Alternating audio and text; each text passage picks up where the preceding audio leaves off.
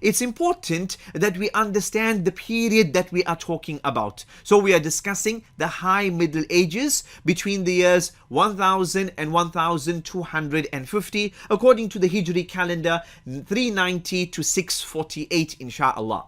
So this period, 250 years, what happened during this time? Who lived during this time? What were some of the important events during this period here? Excellent. So for example, in the year 1037, you had the death of Ibn Sina. Ibn Sina, that famous scholar who has authored many works related to medicine and philosophy. Jayid. So he passed away in the year 1037.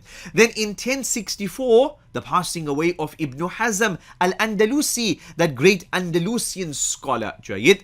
And between the period of 1031 to 1086, you had the crumbling of what? Of the Umayyad Caliphate. Umayyad Caliphate is no more. And then what happens? You have different principalities which are set up in Andalus. We call them the petty states. Petty states. And Allahu Musta'an, over 20 of them, each one at the throat of the next. Allahu Musta'an, Allahu Musta'an. And so this period was between 1031 and 1086. Well, when the Caliphate of Qurtuba fell, this is what occurred. And before its falling, you had a Caliph in Spain, you had the Fatimid Caliph in Cairo, and you had the Abbasid Caliph in Baghdad. 3 caliphs at the same time.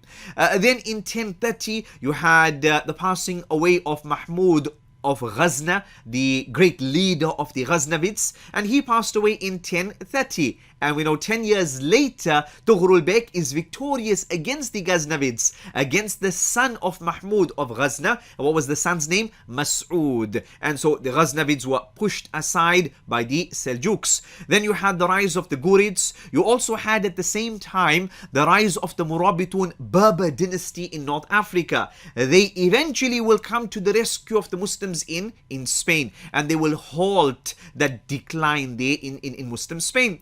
The rule of Toghril Beg, who we've already mentioned. 1036, the rule of Alp Arslan.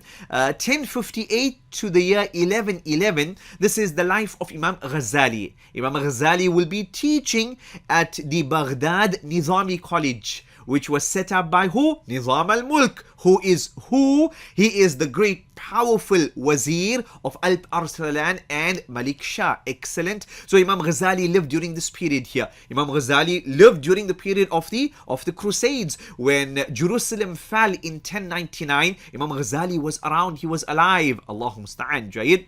And in the year 1072, the rule of Malik Shah. Then in 1078 to 1166, you have the life of Imam Abdul Qadir Jilani. Abdul Qadir Jilani was based where? He was based in Iraq. He was based in Baghdad. We will discuss his life inshallah.